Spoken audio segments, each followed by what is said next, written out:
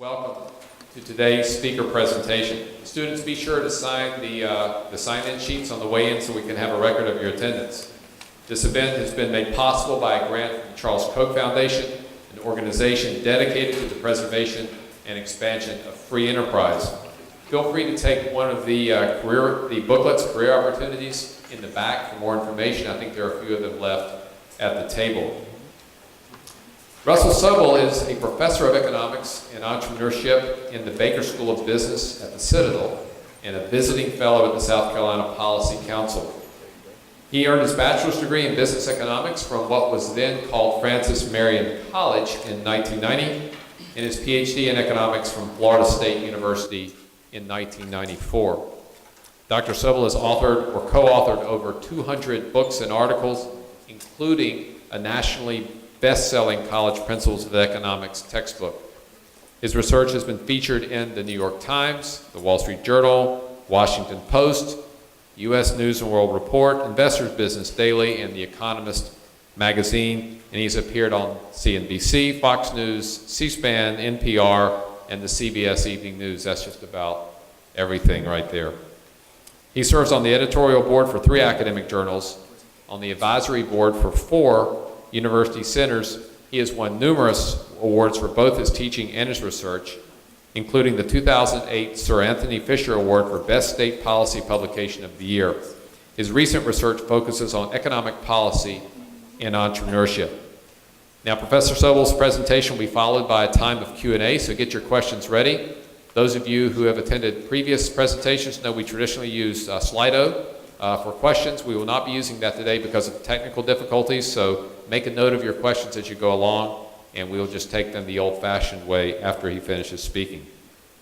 So please join me in welcoming Russ Sobel to North Carolina, Pembroke.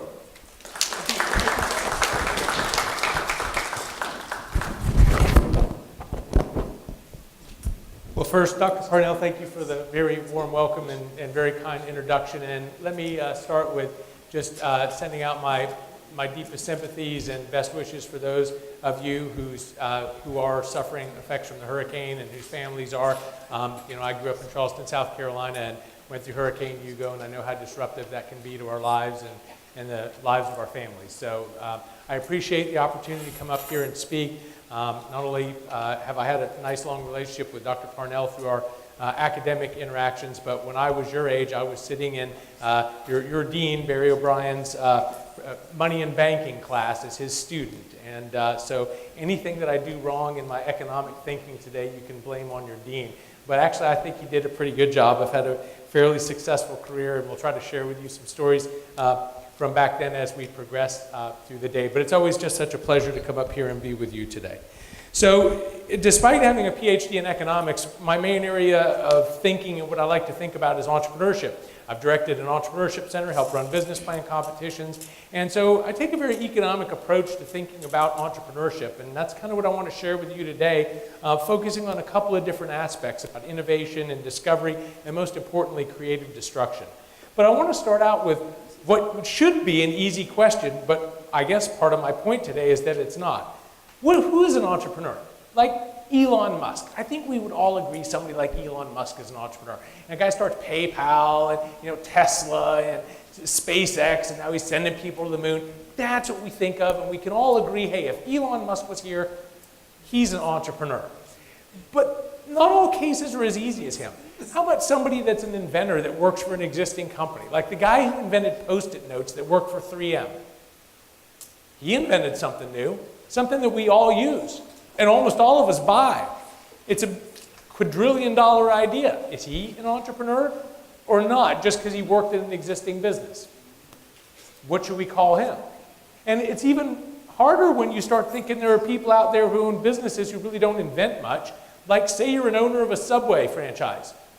Nothing about what you do is new. You just copied the same thing everybody else was doing, and you paid for the right to do it. I can complicate it even more about what if you own 20 Subway restaurants and you let other people manage them and your money's just at stake? Are you an entrepreneur then, just because you put your money at risk? And then it gets even muddier when you start thinking, well, what if we think of things outside the normal market process, non-business cases like this? You know, we used to fight each other in battles. They used to line up in squares and take turns firing at each other. There's a general one day who said, this is stupid. Why don't we try this instead? And it's not just military strategies that change, but obviously all the technology that's changed. And much of this could have invented, by a government agency or a general or a military guy in the field coming up with different ideas. Is that entrepreneurship? I don't know. How about this one? The nonprofit sector. I grew up in Charleston, South Carolina, and moved away for over 20 years, and I got an opportunity to move back to my hometown. And it's always fun to do that because you get to catch up with people that you haven't seen in like 20 years, the people you went to high school with. And one of the people that I ended up reconnecting with was Shannon Marcus, who's now married, and her name's Shannon Marcus McAllister. And very sad because we went to high school together. In fact, she was my best friend's first girlfriend, like his first kiss was Shannon. Anyway, so we never dated or anything. We were just very good friends, but I have a special place in my heart for her. Anyway, I reconnected with her, and it comes to find out that her daughter committed suicide. Very depressed, and she was actually under suicide watch at a hospital. Somebody brought her kid a teddy bear in the hospital that had a bow tie around its neck, and her daughter used the bow tie to hang herself in the bathroom of the hospital under suicide. A horrible story, right? Like, gosh, that's not, how do you read? I don't know, it's like, crying and whatever. I felt so bad for her. But she translated that into now going around speaking about teen suicide prevention. She started something called the Melinda Carter Foundation. She goes around and writes grant proposals, takes private donations, tries to write pamphlets and booklets about teen suicide prevention, and tries to is it 501c, whatever it is, the nonprofit, where she goes around and collects all these donations as a nonprofit. She has books, she has revenue and expenses. She started this all by herself. She advertises. Is she an entrepreneur? I don't know. She doesn't run a for-profit business, but some could argue that she does a lot more than the Subway franchise owner does. How about in the political sector?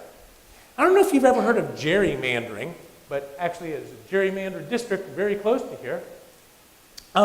Anyway, gerrymandering is turning your congressional district into this. So let me back up a little bit. You would think congressional districts would all be like squares or something that makes sense, like county lines, and they all used to be at the beginning of our country. But there was no law saying they had to be that way, and you know who figured that out? Elbridge Gerry. He was the first guy who said, duh, I can change my district. I can kick out the people who don't want to vote for me and move my district to get people who will vote for me. So say you're a Republican, and that part of town's Republican, and up there's Democrats. Well, you can kick them out and take the two Democrat parts, kick the party out of your district, or the Democrats do it too. It's not one party. But this is one of my favorite ones in the country, because as you see, he so bad didn't want the people in the middle. He goes up the middle of the interstate. He goes up the middle of I-81. He goes down roads to get certain people out of his district, and then, this is genius. Ever since gerrymandering, the re-election rate, if you end up in Congress, you're going to stay there forever. Because you can kick people out of your district who don't want to vote for you. If a neighborhood starts turning on you, you just move out of your district. It's great. This is brilliant for political people. Talk about a profit opportunity. This is a brilliant profit opportunity. And one guy, Elbridge Gerry, thought of it. There's also the guy, I don't know his name, who thought of filibustering. And it turns out the forward pass in NFL football wasn't originally in the rules. That's something that just kind of happened along the way. And we're like, let's do forward passes. Are those people entrepreneurs? How about lawyers who invent new ways of suing people? Class action lawsuits. That was a new thing. Somebody invented that.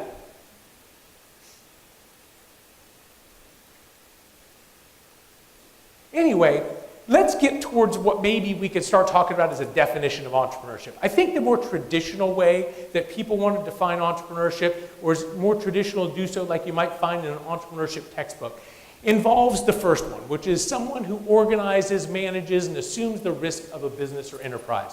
And all those aspects are important because otherwise just a stockholder, a shareholder, investor, a venture capitalist, we don't want to call them an entrepreneur. So it's more than just having money at stake. It's somebody who has money at stake and they're actively participating in the day-to-day management and organization of a business. I think that's what we tend to think of as the traditional definition. But I think there's nothing wrong in a lot of contexts with thinking about it in a much broader definition, which is that entrepreneurs in the economy are agents of change. They change things, whether it's in the political sector, the legal sector, the nonprofit sector, or even if they work within an existing company. In fact, there's a name for that in the literature. It's called intrapreneurship, entrepreneurship within the firm. And in fact, if you look at a lot of entrepreneurship programs and entrepreneurship centers, they try to say, look, you can come be an entrepreneurship major even if you don't want to start a business. We'll teach you how to think entrepreneurial, because every business needs entrepreneurial people. And all of a sudden, we have people who have normal jobs who are now on the side doing things like Uber. My daughter's got a full-time job. She's doing Shifters, something name of it. The one that grocery shopping for people. And all the time, she's like, Dad, I got to go grocery shopping. She's like, Hester wears this shirt, and she'll go grocery shop for you and deliver them to your house, and it's through some app. She makes some money doing that. So is she an entrepreneur or a full-time employee? She's both.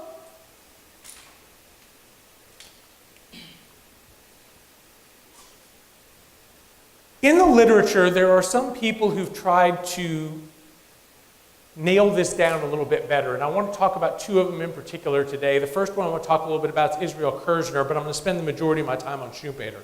But Israel Kirzner, when he tried to define what is an entrepreneur, focused on one particular aspect of it, which is discovery.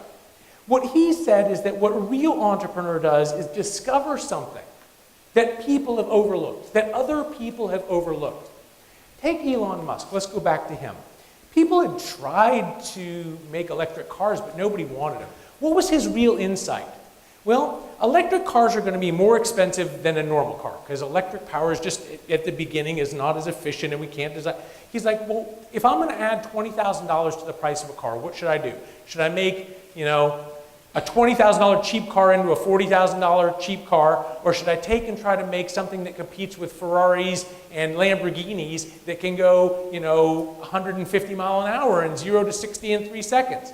I mean, the brilliance of what Elon Musk thought of, that no American car company had thought of, is that the first way to enter that market is to try to target really high-end car buyers. Why didn't Ford and Chevy have been in business for 100 and something years? Why didn't they think of this? Right? Are there people there? They've been trying to make electric cars. All these car companies. Why does it take somebody from the outside who doesn't even have a car company to think, why don't I try to do that? He saw something that other people didn't see. But that's what people like about Elon Musk, because also everybody always said that, the reason we need government is because markets can't do X, Y, and Z. One of the things markets will never do is send people into space or to the moon. Now we've got a private company, SpaceX, Elon Musk runs, blasting off into space. You know where he wanted to? He was trying to get his first rocket. He actually went over to Russia and negotiated to buy some of their old ICBM missiles. That was his first rocket engine.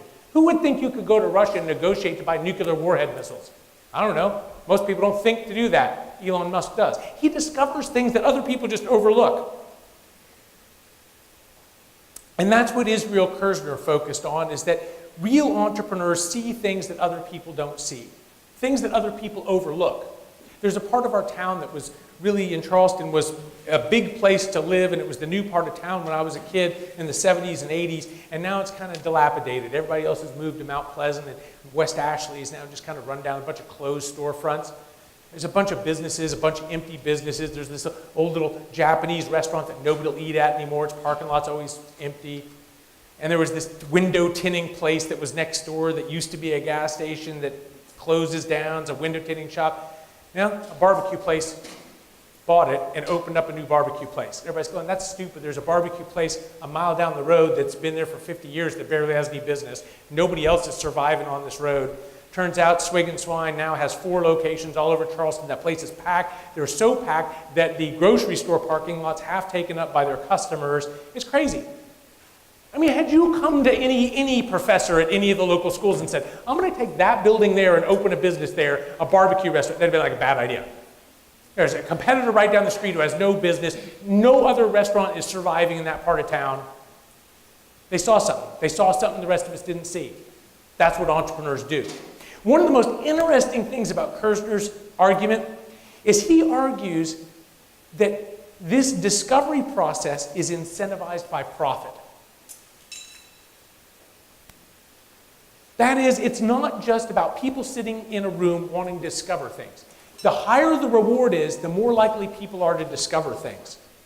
I don't know if if you want to have some fun, or we could do it at the end, go Google and watch a video about the Soviets, the best car that they could make under the whole Soviet engine of central planning was called the Trabant.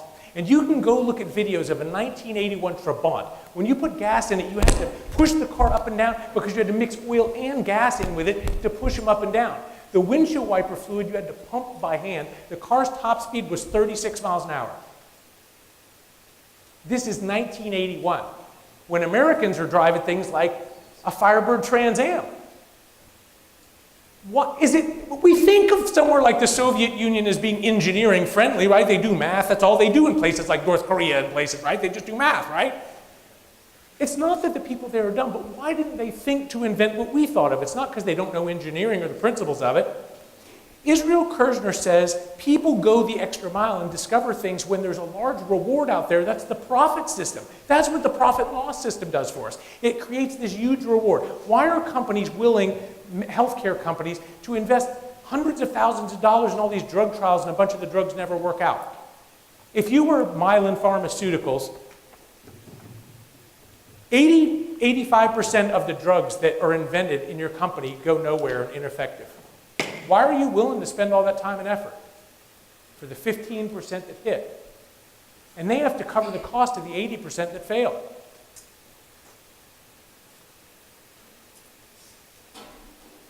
When Europe slapped price controls on drugs, drug innovation has ceased there. America has more drug innovation than anywhere in the world because we have such an expensive healthcare system.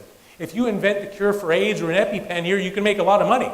And that causes people to spend a lot of time and effort trying to capture that prize.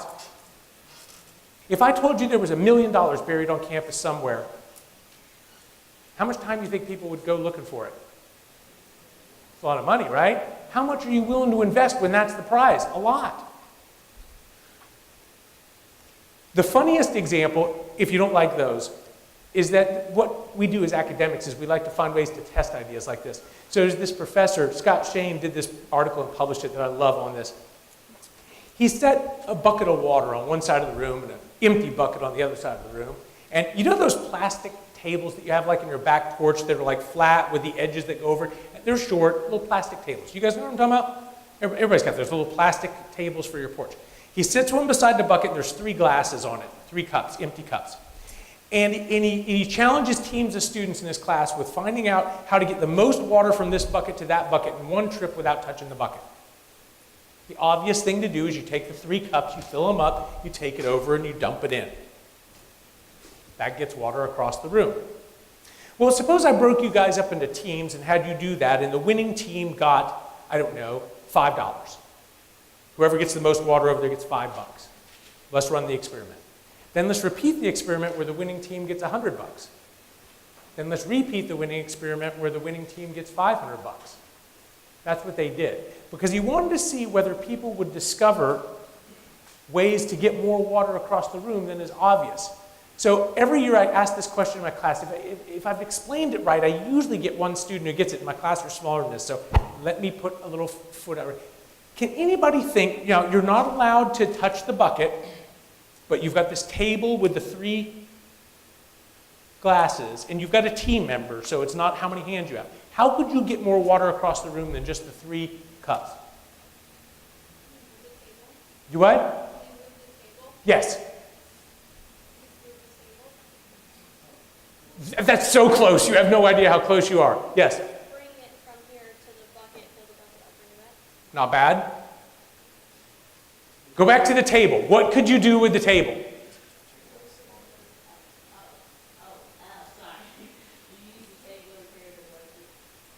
That's actually, I don't know, that may be prohibited by the rules. What happens if you flip the table over? What does the underneath of one of those tables look like? It's got rounded up edges. Guess what? So the winning idea is to flip the table upside down, use the cups to fill the bottom of the table, which holds more water than all 3 cups combined. And then you put the cups on the little, it's a crosshatch pattern in the picture, and you put the cups on it, and one person could carry the table over upside down by its legs, dump the 3 cups in and the water in, and win. All right, so, but forget that stupid, it's just a stupid example, but here's the point. Do you think more people thought of that in the experiment where you won $500 than in the experiment where the winning team got $10? Yes.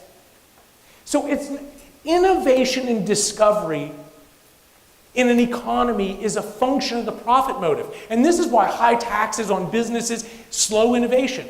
In fact, it's also the weird argument for why we have patents. You ever thought about patent law? It means if you invent the cure for AIDS, you can patent it and be a monopoly in it and charge millions of dollars for it, and nobody else can produce it and compete with you for decades. People will die because you can control the supply of this. Why do we let people do that? Well, we do it because there's this argument that's been around for a long time that the patent system, by giving you monopoly rights, creates this large prize out there that if you are the one who invents the cure for AIDS, you get billions of dollars. So how much are you willing to invest? A lot of time and effort. So take it for what it's worth. Some people think we should do away with patents, and whatever. You can think whatever you want. But Israel Kirzner argued that what entrepreneurs do is discover stuff, and that discovery is motivated by rewards and profit. One other little idea before I get to Schumpeter that might help clarify some of the thinking on this, given that we're talking about discovery, is that we, in the literature, separate out the ideas of innovation and invention. And this may help if I go back to some of those questions about the guy at 3M who invented Post-it notes. So when we think about invention, what we're thinking about is something like a scientist in a lab coming up with something new. In entrepreneurship, what we focus on is not just that. Kirzner didn't have in mind just that. Kirzner has in mind the discovery of a profit idea. It has to be innovation has to do with the market interaction with this cool new idea. So a really good concept of what I'm talking about in terms of doing this is Ray Kroc. So that's a picture of Ray Kroc, the McDonald's guy, right? But you know, he didn't invent McDonald's. McDonald's was already in existence. You know what he invented? Franchising. Okay, see, you're like, well, what do you mean? All right, so in 1940s, had you been trying to travel from here to Oregon, you would have had to stop to eat along the way and to get gas along the way. You wouldn't have recognized the name of a single restaurant or gas station. It would have been Jim Bob's restaurant, Billy's gas station. Is that a good one? Is it a bad one? Is that restaurant good? What do they have there? I don't know. That's the only restaurant of its name in America. And you know what? I don't know if you've ever seen that movie with Chevy Chase, Vacation, where he like jumps the car and then there's these little gas station with these two guys trying to fix his car and take it for everything he's got. That was reality back then. Like there was a local gas station, you were the out-of-towner, they wouldn't take out-of-town checks, you know, yeah. And if you're like an out-of-towner coming in to eat at a restaurant, they probably like gave you the old food because you're never coming back. Like, so what if you have diarrhea 4 hours up the road, right? They don't care.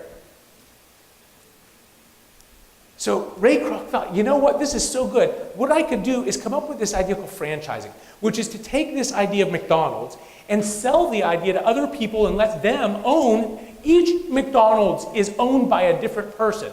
You could open a McDonald's or a Subway. You pay like $20,000 as a franchise fee to Subway. You can open a Subway. You own it. You pay a franchise fee, and they send secret shoppers in to make sure you're following what the brand does. You got to sell certain subs, certain hours, certain decorations. They mandate what the place looks like, but they're all independently owned. A lot of hotels, like Best Westerns, are all independently owned and operated, but they're part of a franchise. So now when you go across the country, you stop in Oklahoma City, there's a McDonald's there. It's owned by somebody different than the McDonald's here. But is there going to be a Big Mac there? Yep. With about the same sauce? Yep. And the reason the franchise it checks on all the stores is because if any one of them is doing a bad job, it reflects bad on the franchise, and they can't sell the franchise opportunities for as much. So anyway, long story short is, the reason I bring that up, right, in this context, is that Ray Kroc didn't invent McDonald's. But he created billions of dollars in value by coming up with the idea of franchising, how to change the production process. Henry Ford didn't invent cars, he invented the assembly line and brought car prices down. But these are innovations. They're market applications of new ideas, of new business techniques.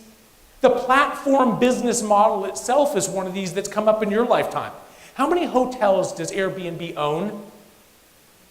None. How many cabs does Uber own? None. Do you realize how weird this is? In the old days, Best Western, hotels were owned by people. Airbnb is renting you rooms they don't even own. They don't even know how many rooms are for rent. Uber doesn't even know how many drivers are out there tonight. There's nobody that plans it. Individuals can volunteer to work for these places to rent their rooms. It's just an app. Like you're a computer software guy that runs this company and you just hook up buyers and sellers. That's an innovation. We didn't have stuff like that 20 years ago. That's innovation. Now, the one I want to spend the rest of my time on is Joseph Schumpeter. Joseph Schumpeter stressed two aspects of entrepreneurship: creative destruction and the fact that entrepreneurs search for new combinations of resources. So interestingly enough, I've been tasked with writing a book on this guy this year. I don't know, I'm hoping that prepping this speech will help a little bit because I'm going to do a chapter on each one of those ideas. So you can tell me if what I said sucks, during the reception, and tell me, don't write that one up. Or if you have an idea that you think would add to it or a good example, let me know because I can use it. Anyway, so let's take a boring quote from the book, partially motivated by the fact that each chapter has to start with a boring quote from the guy. This is the one I think I might use. It says, capitalism is by its nature a method of economic change. The new goods, the new methods of production or transportation that revolutionize the economic structure from within, incessantly destroying the old one, incessantly creating a new one. This process of creative destruction is the essential fact about capitalism. So he was the first guy to use this term creative destruction. I would think some of you may have heard that term before, but what he pointed out is that entrepreneurship isn't just creative, it's also very destructive. The new ways of doing things are creative, but they destroy the old ways of doing things, and that has important implications. So all creation is also associated with destruction. What did the car destroy? The horse and buggy industry. There were people who raised horses, who made the buggies. This is what happened to blacksmiths in America. There was blacksmiths in every town who used to fix your wagon, make all the metal fittings for that. There were the companies that made the buggy whips, who made all the leather equipment that tied the horse to the buggies. All those people lost their jobs. Like 500,000 people across America lost their jobs in the horse and buggy industry when we invented the car. Creative destruction. Creative destruction. Going back to an old fun story. So here's an even funnier story for when I was a student in Dr. O'Brien's class. Is that maybe it was my sophomore year. I used to work for the main competitor for Blockbuster Video. Here in the Southeast, that was Pick-a-Flick Video. They were Blockbuster's big competitors. They started out about the same size, but Blockbuster grew much bigger. But I worked for Pick-a-Flick Video, and when I used to go home from Francis Marion for summers and Christmases, I worked my way up to where they would let me open new stores for them. So like in the Charleston area, I opened like 3 of their stores. Like I was helping stock the shelves and set up everything. So like I loved it. I got to manage these stores, and I reported this guy was the district manager for Charleston district manager for Pick-a-Flick Video, and he had this really cool sports car and like a really cool apartment downtown by all the bars. And I swear to you, when I was a sophomore in college, my big dream in life was to go back and be the district manager for Pick-a-Flick Video in Charleston. Dead-end career in the long run, but we didn't know it then, right? I mean, you would think, I could have been the king of Blockbuster, right? Great career in the long run. And that, by the way, is an important story because you should think of yourself that way of what you're trying to learn in college. The idea of what job you want now, that job may not exist in 20 years. You need to get skills and the ability to think and the things that can serve you no matter what you do. And that's what my professors did for me, is give me skills that were valuable. And not only did I do a good job in a movie rental store, but I ended up doing a good job in other careers as well. Anyway, there is now an official Last Blockbuster store in America. The funnier part is the Twitter account for the Last Blockbuster in America. So if you like funny things on Twitter, start following the Last Blockbuster Twitter account. It's pretty hilarious because, anyway, you'll see it if you like it, but they're pretty funny. But anyway, so Netflix, right? It wasn't Pick-a-Flick that drove Blockbuster out of business. It was online streaming. It wasn't even a competitor in their industry that they knew of at the time that drove them out of business. If you would land on the face of the planet in 1900, do you know who the big evil corporation that was running the world is? The biggest retailer in America, #1 of the Fortune 500 company? Sears and Roebuck. Get in your little DeLorean and fly forward maybe 30, 40 years to 1940s, 50s. Do you know who was running the world? Who nobody could ever beat? the largest retailer in America, #1 Fortune 500. You guys don't even probably know of them, do you? My dad worked for, it's really funny. My dad worked selling TVs for Montgomery Ward for a while. So you guys think, well, who's that? Now, here's what you're not going to believe. I promise you. You're like, this isn't going to be true. I promise you. Your grandkids will have never heard of Walmart. You're like, no, that can't be true. No, I'm telling you, guys, had you gone back to 1960 and told people there was a day, people wouldn't know the name of Ward's. They'd be like, no, man, no, there's no way. Ward's is everywhere. It was the cornerstone of every mall in America. Of course, it got ran out of business by Kmart. You shop at Kmart much? I worked at Kmart. That was one of my earlier jobs when I was 16. I ran the blue light special at Kmart. Kmart it was huge. It was running America. Everybody thought Kmart runs our political system. Like there's nothing that could ever beat Kmart. And of course there's Walmart. And of course there's Target, which we'll skip, and move straight forward to Amazon, which is running all of them out of business. Right? It's not even another brick and mortar store. This is creative destruction. Everyone destroyed, destroyed, destroyed, destroyed. That's what entrepreneurship is. It's inherently creative. It's driven by the profit and loss system and by consumers. And I want to get back to that at the end because to me that's the most important part of this. Our phones and how they've changed through time. It's a cell phone from the 1980s. You know, it really upsets me when you guys think these cost a lot of money. I think it's because you don't know how much these cost. This thing cost about $5,000 and worked in 3 cities in America and didn't get the internet. Or it couldn't call you an Uber. You couldn't check the weather on it. You couldn't look at porn on it. Like, you could call a 900 number maybe, but it was like $5 a minute. Man, those were so expensive. But the iPhone has changed more than running out old phones. Like, people don't even have home phones anymore. People don't have watches anymore, dude. Like, you ask a class, and kids don't have watches. I'm like, what? You would have thought investing in Timex was like a win forever because everybody needs a watch. Like half people don't have watches now. These are all the things an iPhone replaces. A VCR, video camera, gaming system, calculator, typewriter, note taker, Rolodex. A what? Rolodex, the thing you spin with the... See, you don't know that.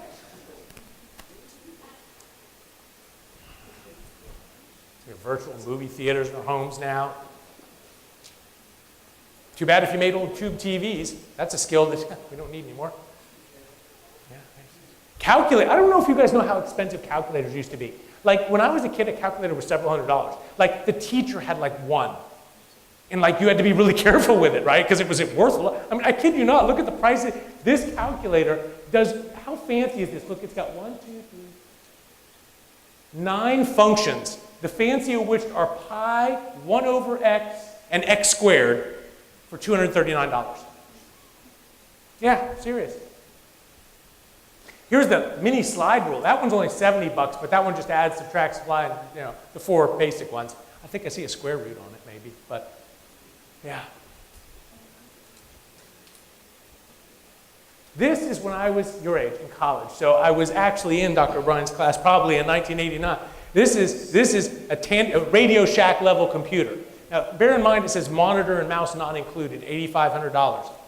Right? And so there used to be a computer lab at Francis Marion, and there was like 4 of them. And I can admit this now, 'cause that's where I used to get paid to write people's term papers and go in there and actually, no, I'm just kidding. So now I knew for 1989, like $8,500. Your cell phone has better specs than that. Like take a look real quick at the memory and I think it's like, with a monitor and mouse, that thing's over $10,000. This is creative destruction. Creative destruction. Video games. This is the best thing ever invented. This was the first handheld video game. See, when I grew up in Charleston, my grandparents lived in Moberly, Missouri, and so I was an only child. I had to take this excruciating 4-day trip halfway across the country with my parents by myself. Oh, it's horrible.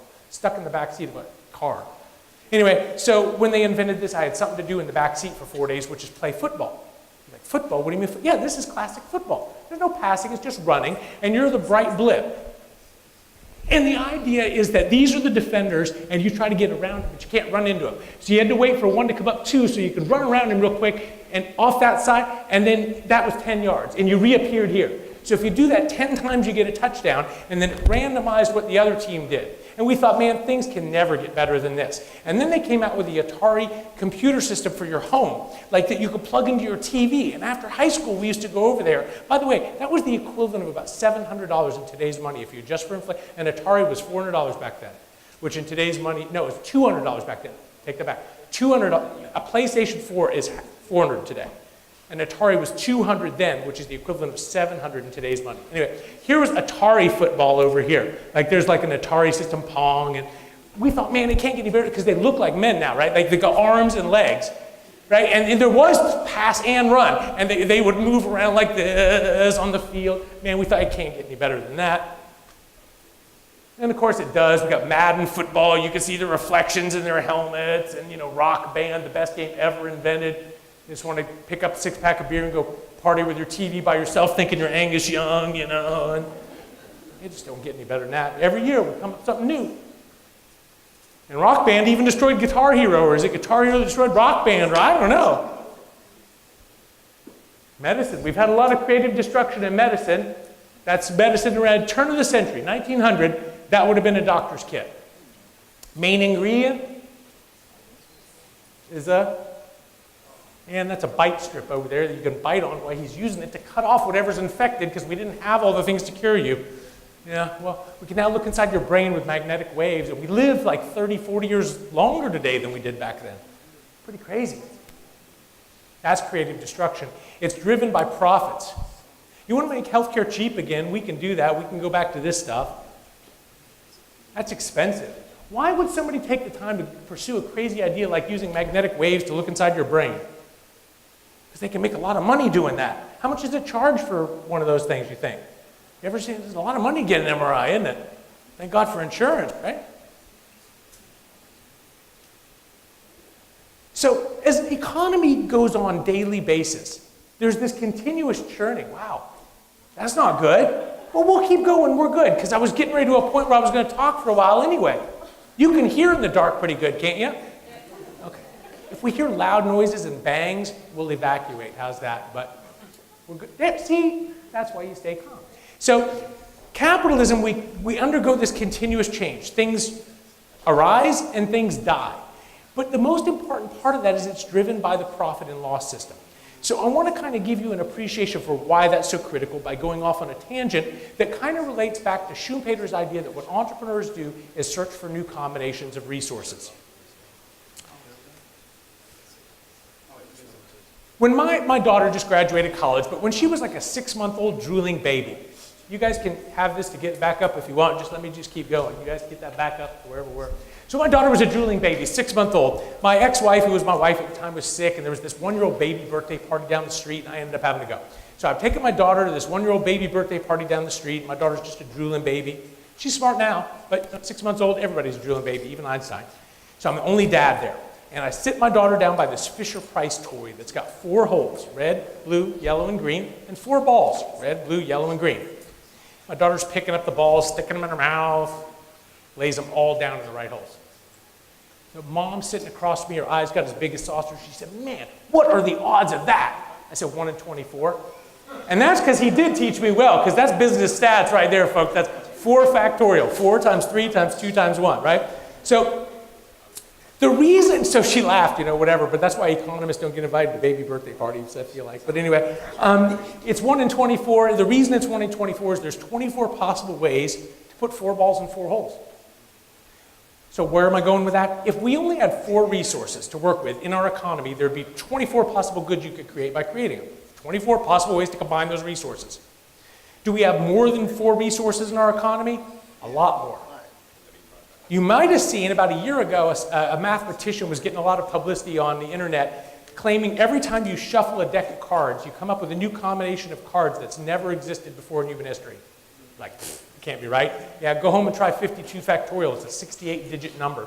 And if you assume that every human that's ever lived did nothing but shuffle cards from the day they were born to the day they died without sleeping, lived to be 100, and could shuffle them 1,000 times a second, we've gone through about 1/3 of the number of combinations. So the answer is yeah. Every time you shuffle a deck of cards, it's a new combination. Crazy, isn't it? There's almost an infinite number of ways to arrange 52 cards. We've got more than 52 resources, folks. So what entrepreneurs do every day is there's almost an infinite number of new goods you could create by putting this together with that. We haven't had those together before. Charleston, we got a new restaurant called Caviar and Bananas. Do those go together? I don't know. What happens when you take tennis shoes and you put lights in them so that when you walk they light up? I don't know. Will that work? I don't know. Do people try stuff like that? Yeah, all the time. Asian fusion. I don't know. Will it work? I don't know. Let's try it. That's what entrepreneurs do, right? Electric? Sports car? I don't know. Let's try it. Right? So what entrepreneurs do every day is they search for these new combinations of resources. And there's so many of them. What the profit and loss system does for us is it gives entrepreneurs a quick feedback. They've rolled the dice. Here's a new combination. Is it good? Is it bad? That's the feedback process, profit and loss. Caviar and Bananas, turns out they just opened their 3rd location in the Charleston airport. They're making profit. Apparently those do go together. You can buy caviar, you can buy bananas, you can get fancy coffee. It works. They're growing. They're profiting. On the other hand, some people roll the dice and they come up with a combination of things that doesn't work. And they go out of business.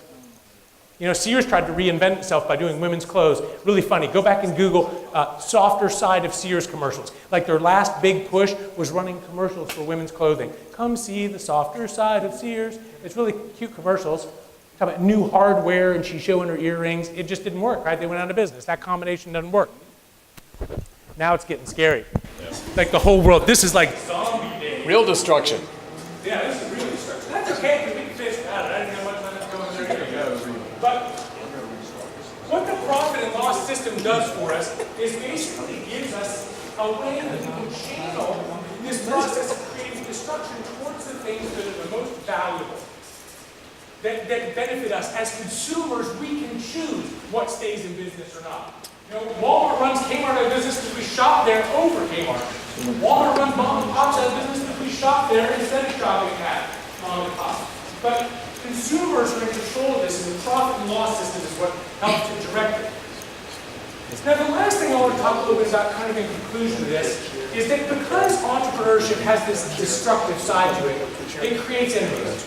Capitalism and entrepreneurship create enemies. People intend on having and stopping all these things from happening. Are there protests all over the world about Uber? Oh yeah, violent protests, especially in Europe. In New York City, the cabbies will shut down the roads. They'll start using violence to intimidate Uber drivers, slashing their tires. The city of Cleveland, I think it is in Ohio, there's a city in Ohio, I think it's Cleveland, it could be Columbus, is wanting to experiment. They need more buses on the road. And so they're experimenting with driverless buses. Guess who's upset? Bus drivers union. So guess what they did? Went on strike. And if you don't see the irony in that, I do. Because that's the whole damn reason you don't want labor driving buses. Is because they can do stupid stuff like go on strike when people need to get to work. That's the advantage of driverless buses. They can't go on strike. Like, who thought of that? Like, what dummy is sitting in the room going, I know how we fix this. We go on strike. Like, really, like, you guys see what I'm saying? Like, you're in charge of the town, now half the people can't get to work, and that's supposed to make you not go with driverless buses? I don't get it. I don't know. I don't get it. Anyway, so, but the irony is there was also a protest back when Ford was trying to bring his car market. The Horse and Buggy Industry Association of America lobbied Congress to get an outlaw the introduction of the car. I mean, this is an ongoing thing. Protests against Walmart hurting mom and pop. There's in Charleston, everybody's excited about Airbnb. There's some protesters at the end of that somewhere as the slide I'm on, so I think it's the last slide. You see, you got that? You flash it up and just a backdrop for that. But yeah, so like there's all sorts of protests going on with people doing Airbnb in neighborhoods, and you know behind it is the hotel, right? The hotels don't want all this Airbnb competition with them. I think it's open right there. It's not. You can see the little gray launcher there. That back up. But in the end, the countries that are willing to put up with this process of creating destruction are the ones that benefit in the long term. I know a lot of people, I mean, think back to the car displacing the horse and buggy industry. There were a lot of people whose whole job, their whole life, have been doing something in the horse and buggy industry, blacksmiths, say.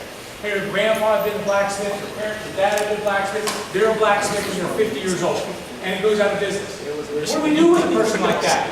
Of course they're going to be upset. It's like the people before buying records are upset when they don't get out of business. Now, they want to leave their family business to their kids.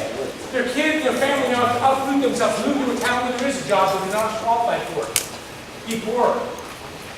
Creative destruction is disruptive. It displaces people. It makes people unemployed. It ruins people's life plans for them, their families. The assets that they invested in their shop, their store is worthless now. So there's this resistance to it. But the countries that allow it to happen are the ones that prosper and benefit through time. And the key is that we know we're all better off because we have cars today than horse and buggies. Had the Horse and Buggy Industry Association gotten their way, they would have had jobs, and we'd still be driving horse and buggies. After 100 years, nobody knows that the Horse and Buggy Industry Association is, those people moved on. We moved on from it. We moved on from Kmart closing down. The people that worked at Blockbuster found other jobs. People who worked at Pick a Flick Video found other jobs, like me. So the point is that you have to tolerate this in the economy, and the part that really is important for entrepreneurs in this, in the end, to tie everything back together, is that as an entrepreneur, if you're looking for entrepreneurial opportunities, like where should I start a business? One of the most obvious places is to think of Schumpeter's idea of creative destruction, as he points out too. All the time there's new stuff being created. And when something new is created, there's all sorts of opportunities that evolve around it. So like Rock Band, for example, when it first came out, there was a lot of people selling aftermarket accessories for it. Like I was a big Rock Band freak. The Rock Band thing, he was plastic drum pedal with like broke all the time. Like there was the guy named Jordan, he actually was in Florida and he sold stuff on eBay. He would modify a real practice pedal from a real drum set, and it would work with Rock Band, and it's cool because it sounded good, it was made out of metal. It was a real drum kick pad that you could use with Rock Band, and he made a bunch of money off that. When iPhones first came out, there were people making cases for it, just people like you and me, just making cases that went for them until Apple did. When the car first came out, we got people who all of a sudden say, wow, we can make a radio work in this thing. We can do better seats for you. We can put leather in there. We can make fuzzy dice that hang through the mirror. Little magic trees that make it smell good. The point is, whenever there's something new, there's all these opportunities around that thing that's new. But almost more importantly is the destructive side. Where have you ever looked around and seen an old Kmart building and sitting there empty? That's an opportunity for an entrepreneur to redeploy those resources. Resources that an entrepreneur could have never bought when they were in business. Like when they were in business and popping, there's no way you could have walked in and convinced them to sell that store to you. But here it sits today empty, and the workers that work there are unemployed. What entrepreneurs can do is go in somewhere like that, buy the building, turn it into something new. There's a workforce. In cities where there's a massive destruction of industries, like a city in Kentucky that used to almost all be employed by a Levi's factory. The Levi's factory shut down, moved overseas. A for-profit college decided to open its doors. There was construction of the whole campus. All the people now work at that, and there's other little jobs there. In Youngstown, where they used to have the steel industry, there's now a bunch of new little businesses that open up, hiring all the people who were recently unemployed. Huh? Detroit. Look at Detroit now. We think it's, oh my gosh, that's a land of opportunity, man, for somebody who can discover the way to redeploy those resources and make a profit doing it. And it's kind of funny on the way up there, I was talking about this right before my talk. South of the border, when I was a kid, it used to be a hopping business environment, right? I'm looking at that going, man, that's one entrepreneur away from being something that makes a lot of money, is what it is.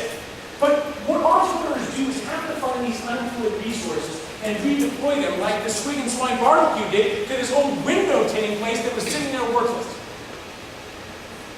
So finding ways to redeploy those resources helps to minimize this protest, because at least things happen and people get reemployed, but it's also a major source of prosperity. All right, well, if it's okay, why don't we stop and try to take some questions? Does that sound good to you guys? You can think of some things to talk about. And I got some more stuff. I can pull up the Trabant video for you, which you would really enjoy. Or I can talk a little bit more about cars and change if you guys can ask questions. But if you will ask questions, I prefer that. So let's see if we can't talk. Yeah, I'm going to give you a mic. Yeah, I've got one that works here. Okay. I actually get the first question. You mentioned Elon Musk, Tesla fame, and he's obviously not referred to him appropriately. He's a crony as well, right? I mean, yes. What's interesting about this guy, it seems to me, is that he's able to see a lot of advantages both in the market and with government support. I wonder if you'd comment on that. Man, that's so good. That's actually what I should spend a few minutes on. That's actually so good. So really I focus just on the market process, but one of the things that you may have heard of is cronyism or crony capitalism. So let's just briefly talk about that and how that interferes with this process. Because to me that's the most important kind of thing I didn't include in my presentation now that I think of it. It's when government picks the winners and losers in business instead of letting us as consumers pick it. All the time, government will subsidize firms that are going out of business because they have political connections. Give benefits to one firm that they don't give to others. In fact, during the 2008 recession, there was the ARRA Recovery Act that gave out billions and billions of dollars in money to individual companies. There was a little brewery called Bell's Brewery, a microbrewery in Wisconsin. They got almost $1 million of your money, tax money, because they were getting ready to go out of business. Did your microbrewery get $1 million? No. They were the only brewery in America that got any money. Why? Because his brother runs the grant program in Wisconsin. Is that fair? I don't know, but they're in business today. There's a lot of other microbreweries that probably have better beer that shut down. But he's in business, probably with crappy beer. Serious Materials was the only window maker in America to get Hella was suffering. Anderson was suffering during the recession. But they're politically connected. So we have this process where political favoritism can lead to favorable tax treatment. If you think that even in my state, in South Carolina, if you're a big company and you want to come there, you just call the governor's office and they give you billions of dollars in incentives and eliminate your taxes. Boeing got it, Mercedes is now getting to move there. But if you're just a normal mom and pop, you can't get any of that. So often we let the political process interfere with that. The reason it's bad is A, it's unfair, obviously, but as an economist, it's hard to talk about fairness. That's more of a political concept. But from an economic standpoint, it creates two problems. One is it creates this environment where the companies and businesses that strive are the ones that are pleasing customers. It's the ones that are pleasing governments. So it substitutes your and my decision-making for the decision-making of political actors who have very different motives. But the other is it turns into an environment where people invest time and talents to lobby government to get these favors. When I lived in West Virginia, for example, Girl Scout cookies were exempt from the state sales tax, but Boy Scout geese weren't. How fair is that? In fact, I was giving a speech one time and I brought that up. I'm like, it's just so unfair. Boy Scouts came to my door, selling these, I had to pay tax to get it by Girl Scout cookies one. And after my talk, that's why I love when people come up and talk. And the Boy Scouts was in the room, came up to me afterwards like, you don't know, this is so unfair. I've been trying, you just have no idea how unfair this is. Why do they get the exemption? I'm like, do you know how they got it? He said, yes, I know how they got it. They had Girl Scout days down in the West Virginia legislature. They spent 3 days down there lobbying every member of the legislature. All the girls were in their uniforms. They gave a free box of each flavor of cookies to every member of the legislature and could talk about the benefits of being in Girl Scouts. And he says, I don't blame the legislature. I couldn't have said no to them either. But what they should have done is passed it for all youth nonprofits at once. Because now it's going to take me and my troops from the whole state spending 3 days down there to get our favor too. But that kind of shows the problem with this is that the people who invest time and effort in schmoozing are the ones who get ahead. It's kind of like if you're professors, right? There's a fair process for awarding grades. What would happen if you had Mr. Crony professor on campus who gave out grades based on how much he liked people or what you did for him? Well, people would invest in spending time and effort to try to be in good favors with him.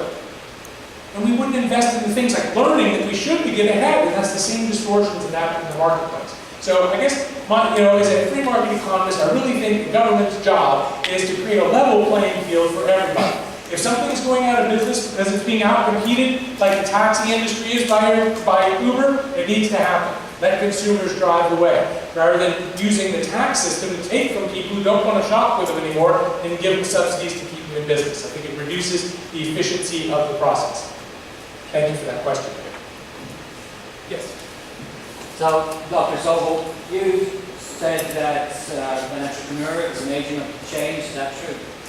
That's what I would consider a broad definition. And personally, I think it's a better way of viewing it, yes. Right, so could we also assume that, according to that definition, the JFK assassin is an entrepreneur? Boy, that's a very good question, right? Because it pushes like, how do you define that? Is it actions only in the marketplace? Well, no, because I would think that people like Mr. Gerrymander are an entrepreneur. Well, I think the first thing we need to do to unpack that question is to say that under a definition like agent of change, I don't think all entrepreneurs are good. I don't think Mr. Elkridge Jerry did the world a favor. I think he did the world a huge disservice. He made the political process less efficient, right? And so, you know, I don't want to equate just the idea of all changes are good or that all entrepreneurs do good things. Some entrepreneurs do very bad things. But I think that's an interesting question because my gut tells me I don't want to think of that as what entrepreneurship is. But yet, how do I differentiate that from, you know, how about we meet in the middle on that one? Maybe I'm trying to think of my head here. It's like, one of the things to entrepreneurship is it usually tends to be, there's a word here, I don't know if right, you can replicate it. So like, if you open McDonald's, then somebody can open a Burger King, same kind of thing, right? And like, Elkridge Jerry figures this out, other politicians can now copy it and try to make money. And the Squeaking Swine can open, other restaurants can try to open around it, right? So, you know, you think about an inventor as somebody who changes the way we do things, other people can follow along and suit. So maybe you don't think that that particular person is, but the first guy to think of assassinating a politician as a way to get him out of office was an entrepreneur. Because other people didn't copy. So I don't know, Antoine Brute was Caesar or whatever, or Cleopatra or whoever, I don't know. Somebody thought to do that. Probably somebody from Game of Thrones, but I don't know. I don't know the answer to that question, but I think it's interesting. Thank you. Thank you.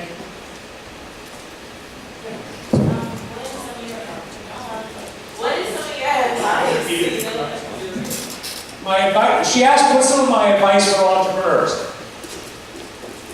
First off, do your research so you know what you're getting into, so you don't get in over your head. Make sure that you can know how to manage money a little bit so you don't waste money and run yourself out of business by doing something stupid in terms of how you're saving money, or don't do something that creates a lawsuit that you know, creates a horrible situation where you hurt one of your customers inadvertently and causes you to run a business. So do your homework in terms of basic stuff, I think is important. Number two, solicit a lot of advice. A lot of advice, and listen to the advice you get from people. A lot of people have ideas, and they think they're great ideas, and they won't budge and listen to other people, and I think that's a big mistake. But also, you should feel free to ignore that advice, because a lot of people are wrong. Right? A lot of people think stuff won't work, and then it does work. Right? So, you know, the key is believe in yourself and do those things, but try to do advice. Number three would be make sure you know your value proposition. Because I think this is one of the things that, if I think about invention versus innovation and cases where I see businesses not working when I do business plan competition, is that people don't understand their value proposition. So let me be more precise. I had a student submit a plan for a business plan competition where I was, where there was all these fraternity sororities, it was a big school. And he was going to charge them so much a month to sit a bin out in front of the place, and then they would put all their cans and bottles in it, and then he would come take it, recycle it, and keep all the money. And he had done profit and loss statements. He was making a killing. Like, he figured out how much beer they drink, how much money he was going to get. I mean, if you just took him on face value as financials, he's going to be a billionaire, man. Because this can spread to every campus in America. I mean, he's making money both on sitting the thing out in their lawn and on taking all the recycling. Now, I hope some of you guys have had business enough to say, where's the problem with that idea? Anybody want to volunteer why that's a stupid idea? The people who's paying are going to start recycling stuff. Yeah, like, so think of who your customers are and ask them, why would a fraternity sorority be willing to pay you money to put that can out there? Is there anything in it for them? What was in that business proposition for the sorority or fraternity? Not a one, sir. Like, if you were in a fraternity sorority and he came to you with that proposal, what would you say? No, if I want, I can sit the thing out there and take it and recycle it, right? I mean, why should I pay you to do that? Like, it's this view of the world that I want to get ahead by ripping people off. Those people don't make it. The people that make it are the people who think win-win. That's what trade is. Voluntary exchange makes both people better off. If you want to be a good entrepreneur, make people better off. People who drive Tesla Roadsters like their Tesla Roadsters. I love Squeaking Swine barbecue. They make profit on me and I'm happy every time I eat there because it's good barbecue. You want to make those fraternity sororities better off? Their alternative is there is a city recycle bin that sits out there for free that they don't use. You want to make a win-win? Offer to them, I will put a bin out there for free. I'll collect your stuff and recycle it and give you back half the money that you guys can use to go buy more beer. If I came to you with that proposition, would you let me? Yes. Because I'm thinking about how to make you better off and me better off. And I think that is probably my biggest kind of ending piece of advice for entrepreneurship, is you've got to think about how am I benefiting the person on the other side of the transaction, whether it be my suppliers, my customers, whatever. It's got to be a win-win. So structure your business as a win-win rather than trying to cheat. How's that? Good? Yeah. Thank you.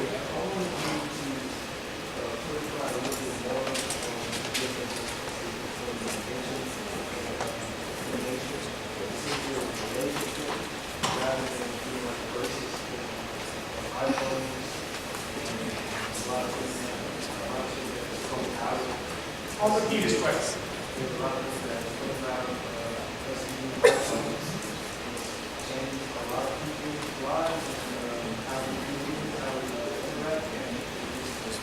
So, yeah, two things. First off, he thanked me for coming here today, which I thank him back for. And second is he asked me if I could expand a little bit on this difference between the innovation and invention. Talk a little bit more about that idea, particularly in light of the iPhone and how it's really changed the way we do things.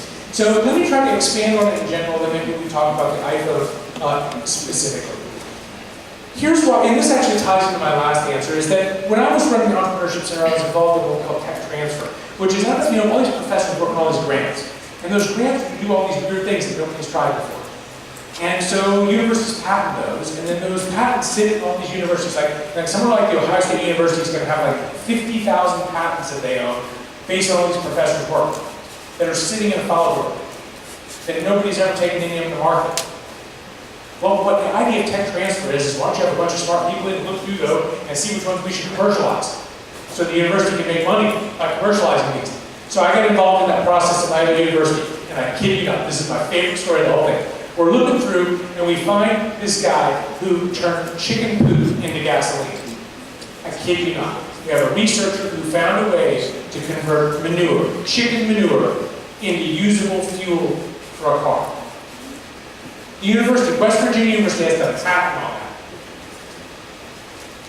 You know how much it costs to do that per gallon? Just the cost. Forget price and the cost per gallon, $230 a gallon. Is that an invention? Yes. Is it marketable? Could you, suppose I open up Russ Sobel's chicken coop gasoline station. I'll sell for you at cost, $230 a gallon. But if you shop with me, you'll save the planet. We could be energy independent. Look at those chickens all around here. Now I'll put a chicken on my sign. Maybe I can sell fried chicken. And you can convince your friends and family to come pay $230 a gallon for gas because it's going to save the world. No? My daughter will buy cage for the eggs and pay more for them. Don't you think this will work? No? But that's, to me, the definition between innovation and invention. See, it's like there's a lot of great inventions that aren't marketable in the marketplace today. That could change. Maybe even someday that's profitable. But the innovation aspect is asking, is there a market for this? Is it a profitable idea that I can take to market? Now, let's try to go to iPhones, because I think this translates very well. I have a lot of students who come up on the right apps. And the first thing they try to figure out is how to make money. A lot of great app ideas, but you've got to convert that to revenue. How are you going to pay for your computer programmers? You've got to find a way to monetize. It's not enough just to have a good idea. You've got to find a way to take that idea and turn it into something that can survive in a profit and loss system. And that's one reason why it's so important for business majors to realize you're learning more than you think you are. Because there's all these kids in engineering programs who are learning how to do chicken coop. But they don't know how to do profit and loss statement. They don't know how to think through stuff. They don't know how to think about their customers, how to market things. And what a business person brings to that perspective of somebody with a business background, an undergraduate business degree, is the ability to hook up with somebody who's got a great idea for an app and help figure out how to make that into a profitable business that grows, that can survive, that has the money to update itself. I've had a lot of apps I really liked that never updated because I'm sure they couldn't find a way to stay in business. my calendar app that I love so much crashes every time I open it now, and they never released an update. I'm still trying to not update my iOS just for my calendar app. Why? Because my calendar app is free and there's no ads in it. I loved it at the time. Now I won't update. I would have rather paid money and have that thing stuck around, right? So I guess the commercialization aspect is the most important part of this. How do you do that? So let's go back, interestingly enough, to the iPhone for one more example, which is, does anybody know what Square is? Right? One of the problems for small entrepreneurs is you couldn't take credit cards. That's always been a problem for small entrepreneurs. Well, all of a sudden we have supercomputers that we carry around with us. Why can't we find a way to turn this into a way to do that? And Elon Musk and Peter Thiel and what's the other guy? There's a third guy called Jack Dempsey. Is it Dempsey? Who knows the Square anymore? There's like 3 guys involved in Square. Anyway, it used to plug into the headphone jack. I mean, you guys don't have a headphone jack. I still do because I got an old one. But you plug it into the headphone jack, and if you can rip somebody's credit card. Have you guys ever paid with somebody that's one of those white things that swipes your card? That is real innovation. Right? You have all these entrepreneurs out there who wanted to charge people for things that are a craft fair or a farmer's market that nobody can accept credit cards. And nowadays nobody carries cash. How do you help them out? Well, he distributed the squares for free. He gave away for free because he gets a percentage of every transaction. Right? Now there's a business idea, right? Now every entrepreneur in the world, the customers. Now think about this: are the people who use his squares better off? Yes, all of a sudden I'm at a farmer's market and I wanted to buy this yummy thing right here that looked like, the last thing I bought was this wonderful Italian dinner, the take-home dinner, and it was like $15 for a family. I didn't have $15 for cash with me. Thank gosh you could take a credit card. I'm better off because that credit card reader was there. Certainly the entrepreneur's better off because it's there, because otherwise I wouldn't have been able to buy from her that day. Is the company that owns Square better off? Yes, because they get a percentage of that transaction. Win, win, win, commercialization idea. That's how to be a millionaire. Right? That's how you be a millionaire in entrepreneurship, is find a way to create true value for a lot of people, make a lot of people better off. But I think that's the difference, is the focus on thinking through the money aspect, not just the creation of something new aspect. Is that helpful?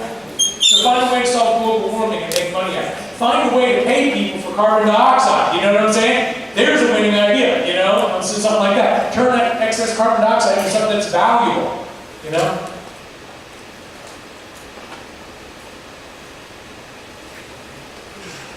More questions? How are we doing on time? I think we have a reception. Got time for about one more. Time for one more? One more question.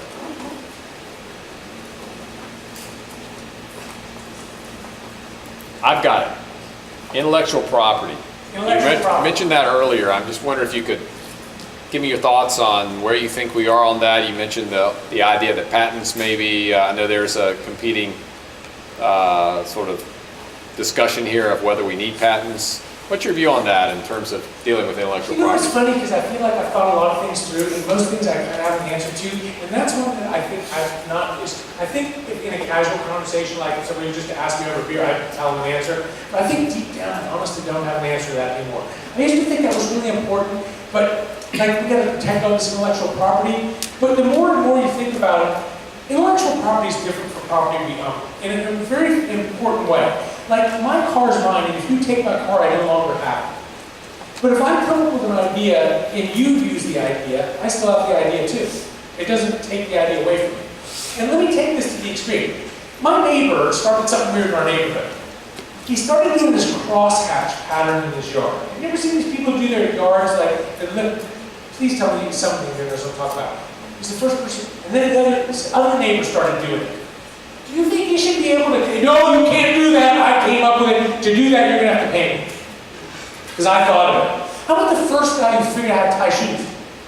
Should he have been able to patent that and every one of us who wants to tie shoes has to pay him? I think you guys would be like, I don't know man, that's weird, right? So I don't think we all, it's kind of like these interesting questions you ask. I think a lot of us say, there's things people invent, like imagine you're the cave guy who goes, fire! Patent! No, dude, I saw you do that, I'm going to do it over here. Like, you know, there's ideas that we should, and I don't know how other things are different than that sometimes.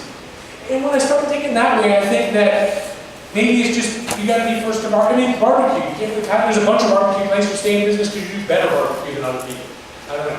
I don't know, but on the other hand, I understand Kirshner's discovery and the profit motive, and I'm very torn on the issue of whether or not we truly need these long-term patent laws and the protection of intellectual property and no frivolous lawsuits over it. And I don't know enough to change the current system. I feel like I will stick with what we got because I haven't convinced myself the alternative is better. But I see a lot of cases where, I don't know if you guys know how bad this is. Like, Amazon has the one-click ordering. You know they patented that? Do you know that every time you buy a song from iTunes, that they have to pay Amazon for your ability to buy it with one click? Amazon took not only Apple to court, they took Barnes & Noble to court. Barnes & Noble, you gotta click twice now because Barnes & Noble had a one-click ordering system. No company, if you have a website, you cannot have a one-click ordering system because Amazon has the patent on it. Well, you can, but Amazon's going to sue you. You're going to have to pay Amazon a bunch of damages and then license the technology from them. Should people be able to patent that? I don't know. It's really weird. So I think that we've got some cases where it's not so clear that things should really be patented the way they are. I don't know. That's a good question. Food for thought. Thank you guys so very much for coming today. And I believe there's some stuff we'll tell them about. So There is. I'd like to call our dean, Dr. O'Brien, come up and join me for a second. I'll let you do the honors. We have a token of our appreciation, something we'd like to be remembered by. And we thank you so much for your presentation here. His last paper week, Chris Wise, UNC Pembroke School of Business, distinguished speaker. Yay. Back when he was you, I would have never bet on him. Yes, I would have. Well, thank you so much. It means so much more to get this honor from one of my former professors who I looked up to, and it's very flattering. Anyway, thank you guys so much for having me. Thank you again. Now, we do have a well-stocked reception. We have plenty of time. Take some time and enjoy the food. Also, introduce yourself to Dr. Sobel and chat with him as well. So thank you again for coming.